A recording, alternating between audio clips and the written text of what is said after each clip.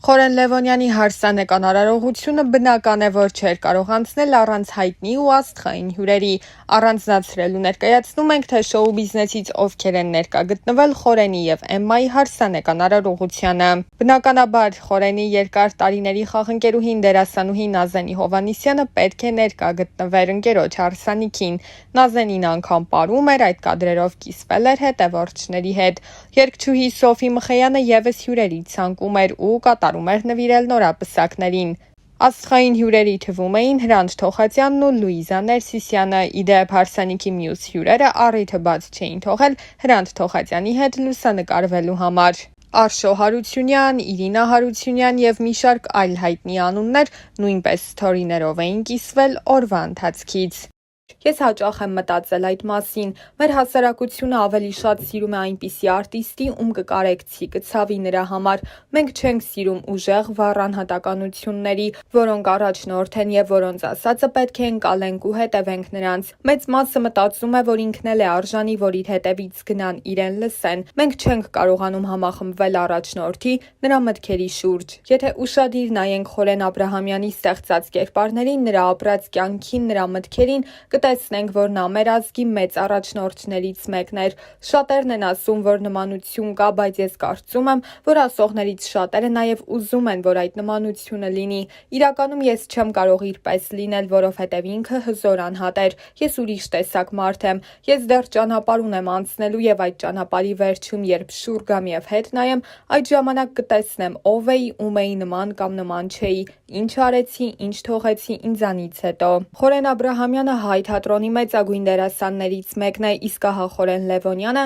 մանավանդ վերջին շրջանում հաճախ հանդես չի գալիս ներկայացումներում, փոխարենը ավելի շատ հեռուստատեսությունում կամ սերիալներում է նկարահանվում։ Եվ անդրադառնալով թեմային, թե արդյոք չի ուզում թատրոն վերադառնալ, դերասանն ասել էր. Սունդուկյանի թատրոնում էի աշխատում, հետո ժամանակի սղության պատճառով դուրս եկա։ 2020 թվականից հետո ինձ համար շատ բան է փոխվել։ Հիմա ինչով էլ որ զբաղվեմ, ուզում եմ նվիրված լինի մեր պայքարին, այն խնդիրներին, որ մեր երկրում առկա են։ Ուզում եմ այդ ուղղությամբ շարունակել, մնացած բաներն այս պահին ինձ խորթ են թվում։ Չեմ կարողանում ուրիշ բանի վրա կենտրոնանալ։ Նախ թատրոնները պետք է պետական պատշաճ հովանավորություն ստանան։ Ամոթ է, երբ ամենացածր աշխատավարձը ստանում են դերասանները։ Դերասաններն էլ երեխաներ ունեն, որոնց կարիքները պետք է հոգան, այնինչ ստանում են 90-ից 120 հազար դրամ աշխատավարձ։ Ցանկացած ֆուտբոլային ակումբի պահեստային խաղացող 4 անգամ ավելի շատ է ստանում։ Բավականին շատ դերեր կան, որ կուզեի խաղալ թատրոնում, եթե Աստված հաջողի եւ ֆինանսական ներդրում կամ հովանավորություն լինի,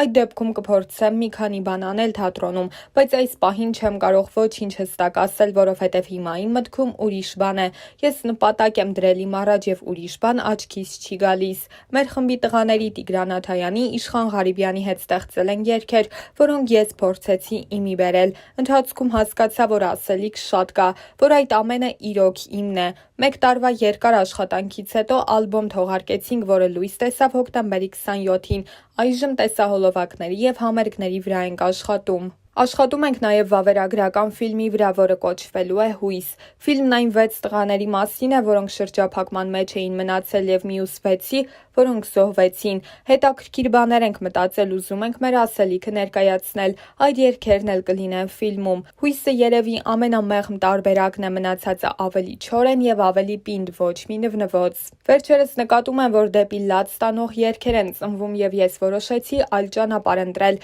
որպեսզի բացը լրացնեմ։ Պետք է ուժեղ ու պինդ երգեր լինեն, որոնք գուցե մտածելու եւ տխրելու տեղիք տան, բայց նաեւ ոգի բարձրացնեն ու ամրացնեն։ Ալբոմը սկսում է մեր մանկությունից 1992 թվականից։ Դրանք ուղղակի երգեր չեն, նրանցում գեղարվեստական ֆիլմին բնորոշ գծեր կան։ Երգերն այնպես եմ հավաքել, որ ունենան սկիզբ, ընթացք եւ զարգացում։ Պետք է առաջինից մինչեւ 8-րդը լսես այդ երգերը, որ մտքիդ թելը չկտրվի եւ հասկանաս, թե ինչ ենք ուզում ասել։ 2020 թվականի տարվա առաջին կեսը նորմալ էր, երկրորդ մասից հետո բոլորիս կյանքը փոխվեց։ Ես նման վատ տարի չեմ ապրել, փորձել եմ չհանրայնացնել, չբարձրաձայնել այն ինչի ուժերի ներածին չափով արել եմ այդ ընթացքում։ Մենք անցանք այդ ամենի միջով եւ հիմա ժամանակն է, որ դասեր քաղենք եւ հասկանանք մենք ինչ ենք ուզում, ինչ սերունդ ենք ուզում դաստիարակել, ինչպես մարդկանց սփոփենք։ Պետք է շարունակել ապրել, բայց ոնց ապրել, ինչ ուղղություն բռնել, ուր գնալ։ Սրանք հարցեր են, որոնց պատասխանները դեռ պիտի գտնենք։ Սպիացած վերքերով հանդերձ պետք է շարունակենք անել այն գործը,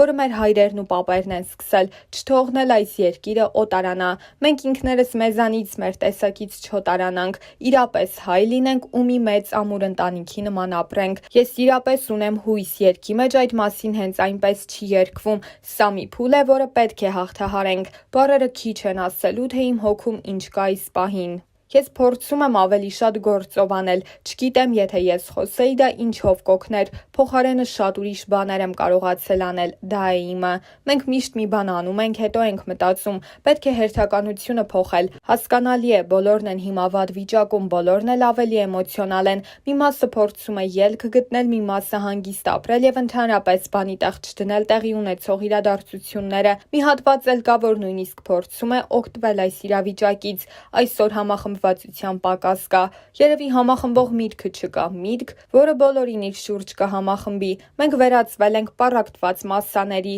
Ցավոք այս ամենը մեր պատմության տարբեր ժամանակահատվածներում արդեն տեսել ենք եւ անհրաժեշտ պահին չենք կարողացել մեկ բռունցք դառնալ։ Երբ 2006 թվականին մի վախեցիր հեռուստասերիալում նկարահանվեցի, սկզբում ուրախացա, որ նման ֆիլմ կա պատերազմի մասին, արձագանքները շատ էին։ Հետո տխրեցի, որովհետև անցանք տասնամյակներ ու մենք 2 կամ 3 ֆիլմ ունեցանք պատերազմի մասին, չկարողացանք մեր հերոսների մասին ֆիլմ նկարել, չկարողացանք սովորական երիտասարդ տղայի մասին պատմել, ով սխրանք է գործել։ Արցախյան առաջին պատերազմի ժամանակ ոչինչ չարեցինք։ Մենք կարող էինք մշակույթով, թատրոնով, ֆիլմերով դասյարակել լավ քաղաքացի, լավ հայ, լավ ծնող, բայց մենք շարունակում ենք ոչինչ չանել։ Երևի պատճառը խորը չմտածելու հետևանք է։ Մենք պետք է շատ ավելի հեռահար մտածենք, քան 2-3 ամիսն է։ Գոնե 20-30 տարի պետք է աչքի առաջ ունենանք։ Հրեաները մշակում են 100 տարվա ծրագիր եւ երբ մեկը մահանում է, մյուսը գալիս է ու նրա կիսատ թողածը տեղից շարունակում է առաջ տանել այդ գործը։ Մենք կարճ ենք մտածում։ Այս ամենը նաեւ կարճ մտածելու հետևանք է։ Դա վերաբերվում է նաեւ հեռուստատեսային ոլորտին։ Այս պահին լավ է ռեյտինգները բարձր են, փողը շատ է, մյուս անգամ հովանավորը ավելի շատ կտա։ Իսկ թիրախը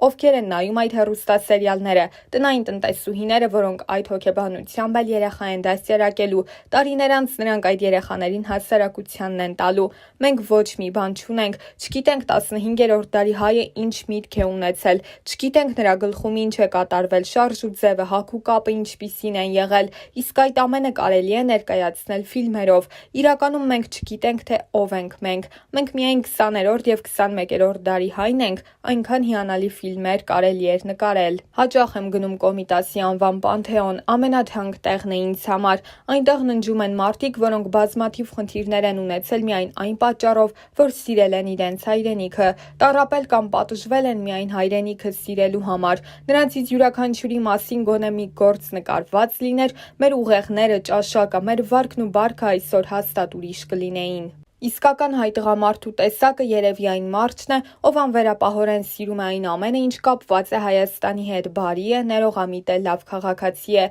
Գուցե դա է հայ տղամարդու լավագույն կերպարը։ Հիմա ամեն ինչ խառն է, մենք կարծես տասնյակ տարիներ հետ ենք գնացել, նորից շփոթվում ենք, նորից կորցնում ենք մեր ինքնությունը, նորից մեզ կորցնում ենք, չենք հասկանում, թե ազգովի մեզ ինչպես պահենք։ Սա էլ դաս է, որ մենք պետք է քաղենք եւ գուցե այդ պարագայում ձևավորվի մեր ազգային դեմքը։ Կուզեի ֆիլմ նկարել սովորական երիտասարդ զինվորի մասին, ով հայտնի ընտանիքից չէ, մեծ անուն չունի, հասարակ տղա է ավտոմատը ձեռքին։ Այդ տղերքին մենք չենք կարող մոռանալ, դա նրանց հետ չի բերի, բայց գուցե հետ բերի մեր ազգային ինքնությունը։ Ով ենք մենք, ոնց կարող էր 18-19 տարեկան տղան ավտոմատով զինվորական մեծ արսենալի դեմ կռվել։ Մենք պետք է մտածենք ապագա սերունդների մասին։ Գուցե հիմա ամեն ինչ խարխլված է, բայց եթե չենք ուզում, որ այդպես մի 20 տարի եւս շարունակվի, պետք է մտածենք ովքեր ենք լինելու եւ ուր ենք գնալու։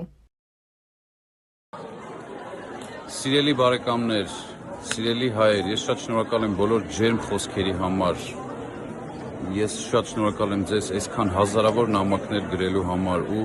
Շատ ուրախ եմ, որ ինչ որ չափով փորձեցինք ձեզ լավը մատուցել, ձեզ կիրթը մատուցել, ձեզ հայկականը մատուցել։ Ես իմ դասարանի անունից ձեզ ասում եմ շնորհակալություն, մնացածը կասեն իրենք։